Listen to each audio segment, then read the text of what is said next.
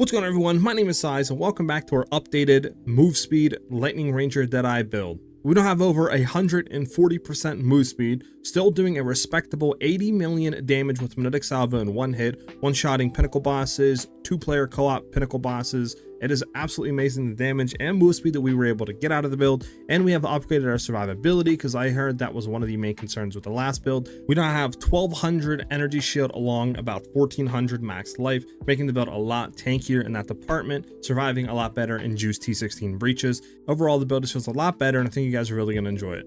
Before we get into the video, as always, if you guys do enjoy the content I'm making on the channel or you enjoy the build guide video, if you consider hitting a like on the video and subscribing to the YouTube channel, it does help me out immensely, and it really does help with the YouTube algorithm as well, and in turn that currently is the best way to support me. I also should be live right now on Twitch and YouTube streaming. If you guys have any questions or you want to come over and vibe with me, the links for that will be in the description as well as the comment section of the video. Alright, let's get right into it.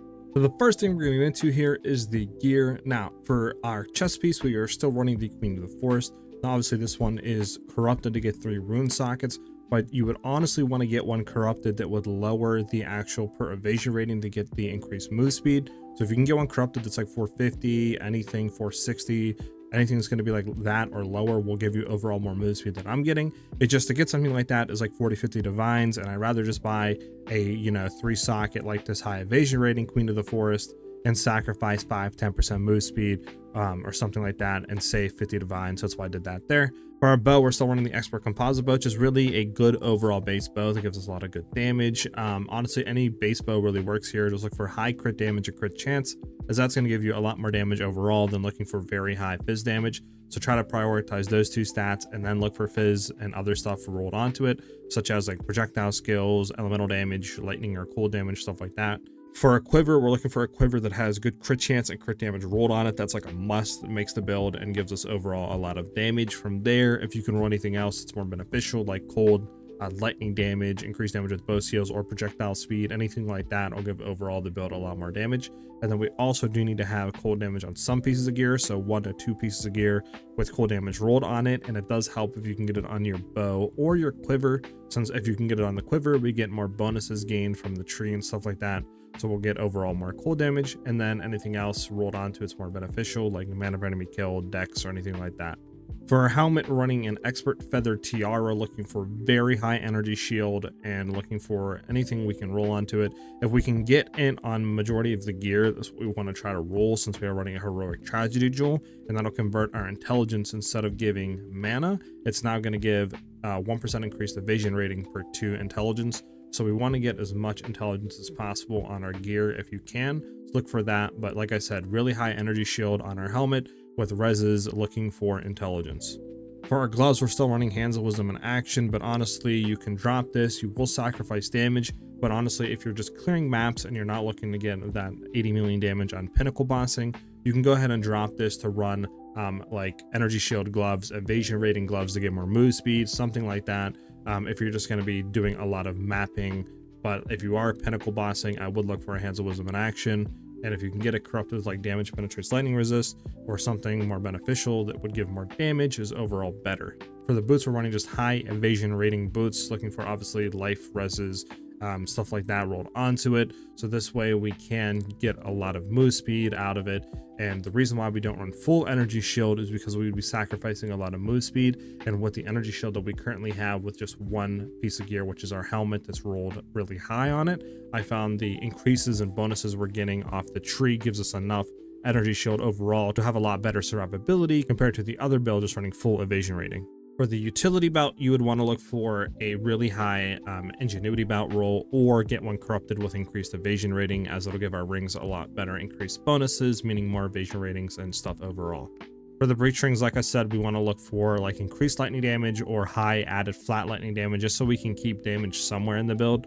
Looking for obviously intelligence on both rings, reses to be res capped, and then we want to look for high evasion rating and throw defense catalyst modifiers on there to get that evasion rating to be even higher. So our ingenuity will give overall more evasion to the build, which means more movement speed. Like I said, for our other breach rings, same thing, same exact stats. For the amulet, we are running a Jade amulet, looking for, again, high evasion rating and high increased maximum energy shield. So this way we can go ahead and get really good move speed out of it, plus a lot higher ES base because we have it rolled on the amulet. Now we do need to look for increased maximum mana on here, or rolled on your helmet or something, because we do need the mana since our intelligence doesn't give mana anymore. And we need at least a good amount of it if you're running, like I said, +5 levels like I am to projectile skills, because our magnetic salvo is going to cost like 550 or something like that mana, and obviously at base we don't have enough, so that's why we have to get it somewhere on some piece of gear to actually have enough to use our magnetic salvo for bossing. Then we are running the Melting Maelstrom Ultimate Mana Flask. It just allows us to basically refill that mana instantly, and it really does help when bossing, since we can go and set up, use the Mana Flask instantly into Magnetic Salvo. And then obviously for our back bar, we are running a Widow Hail Crude Bow. Look for at least a 270 with a +2 level to all projectile skills on our quiver. This way it will give our Bone Storm more levels overall, which means more damage in bossing. And we want to set Bone Storm on weapon set 2 and link every other skill on weapon set 1. This way it'll automate the weapon swap. We're going into our boss rotation. Now we can get into the gems. So they're pretty much the same as last time, but I'll quickly go over them. So I'm going to do the boss spec, and then we'll do the clear setup for Lightning Arrow after. But we're doing Magnetic Salvo, highest level with quality, with an inevitable crit to get more crit on it, close combat for more damage, elemental focus for more elemental damage, hourglass because we get 40% more damage, and since we're one-shotting, the cooldown does not matter for us. And then Primal Armament for even more weapon elemental damage.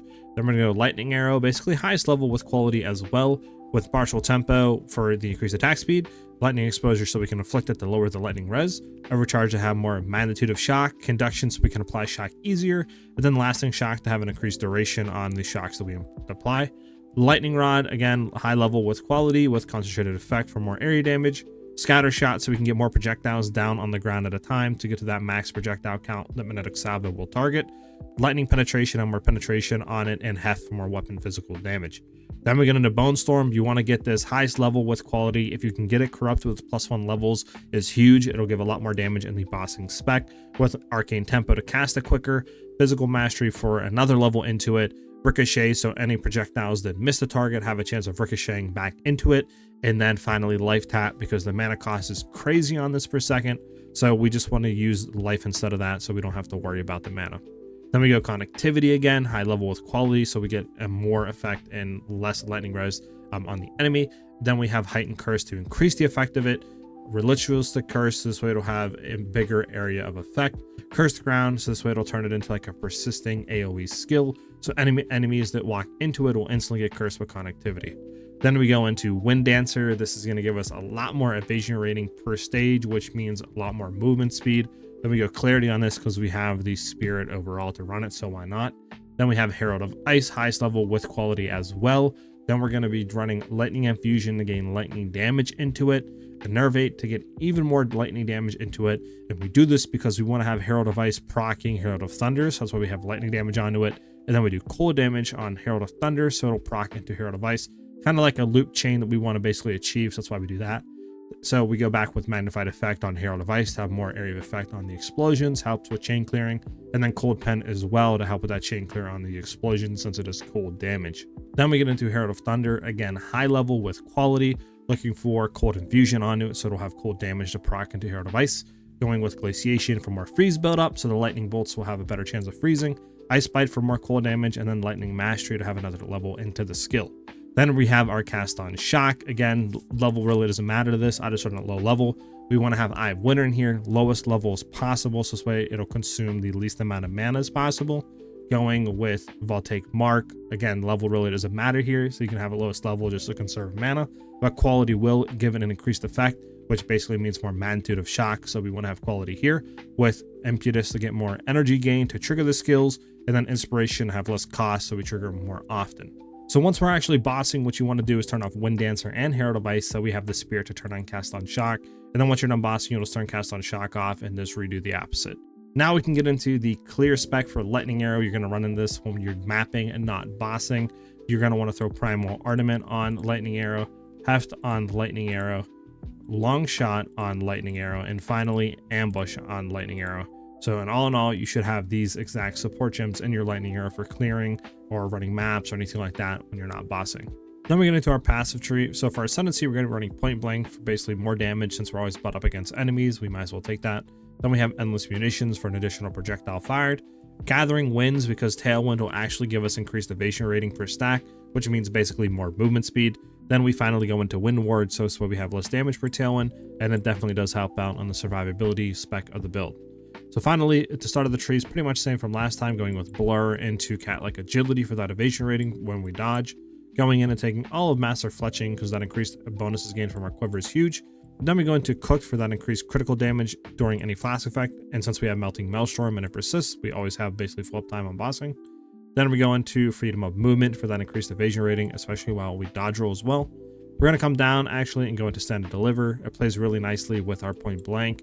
Finally, we did drop Maiming Strike because going into Frazzle for that increased magnitude is actually more damage overall, so that's why we picked that. So going into Sniper for more crit chance the farther up our basically arrows travel.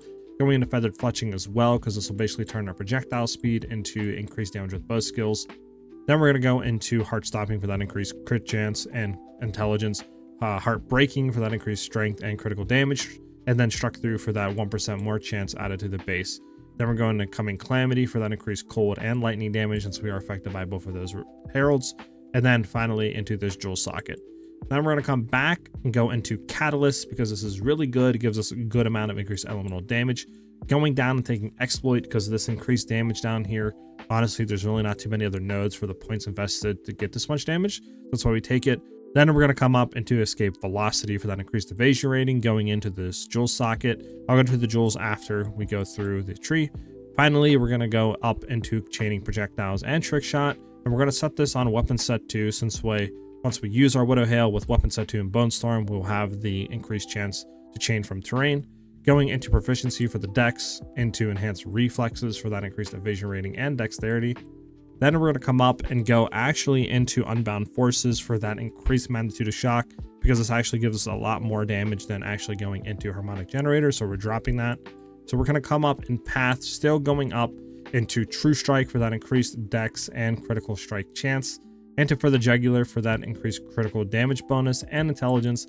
And then we're going to go into all these damage on critical nodes into Deadly Force because that's like 70% increased damage without a crit, which we're always critting, so it's just a no-brainer there. Going into Spectral Ward, this is going to give us a lot more energy shield per 12 evasion rating on our body armor, so we get a lot of max ES because of that. Then we're going to come up and go into this Jewel Socket, and before I get into the jewels, I do think I missed what we do want to come across and go into Subterfuge Mask.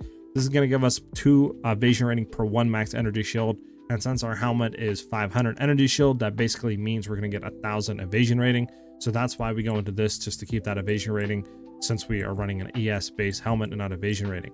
Now for our jewels, we do want to be running a Heroic Tragedy, specifically one dominated by Ulrath, because this will transform any like big notable into basically this, where our intelligence will now get 1% increased evasion rating for 2 intelligence instead of mana. So this is how we get a lot more move speed added to the build.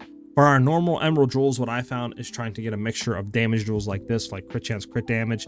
This way we can get the damage we need, and then other jewels we can go ahead and plop in like increased evasion rating, and then you can look for either like crit damage and or crit chance roll, depending if your crit chance isn't high enough. Try to shoot for around 30% on Lightning Arrow and around 40% on Magnetic Salvo, and then anything else that gives you more damage on the emerald jewels is like an added bonus on top.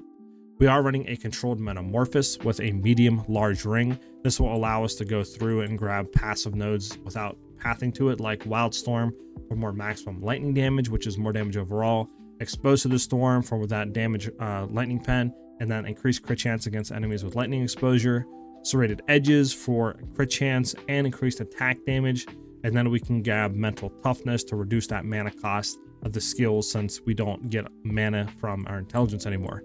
We are running a Megalomaniac. We actually want to get one this time with careful consideration because we don't want to path down into it, and this is going to give us a lot of increased evasion rating. That's what we want to be looking for in a Megalomaniac now, so it should be cheaper because we're not looking for Throat Seeker anymore. And then we are going to be wanting to get an Against the Darkness Time Lost Diamond with 4% of damage as extra lightning damage rolled onto it, and anything else you can basically get as secondary. This is going to allow these basically big notables in range to give that 4% damage as extra lightning damage, so we get a lot of overall extra lightning damage added to all of our skills. That's it for the build. I basically covered everything and the changes. Overall, the build is a ton better. It feels a lot better to play. We have more survivability, more move speed, and we only sacrificed a little bit of our overall damage, and we still can one-shot 2-player pinnacle bosses, and we can still one-shot all solo pinnacle bosses too. So I think it's a good compromise there. I hope you guys did enjoy the video, and as always, if you did, if you consider hitting a like on the video and a sub to the channel, it helps out immensely, and it really does help with the YouTube algorithm as well. And like I said, that is the best way to support me. I should also be streaming right now on Twitch and YouTube. The link for that will be in the description, as well as the comment section of the video. But I hope you guys have a great rest of your day or night, depending when you're watching the video, and I'll see you guys in the next one. Peace.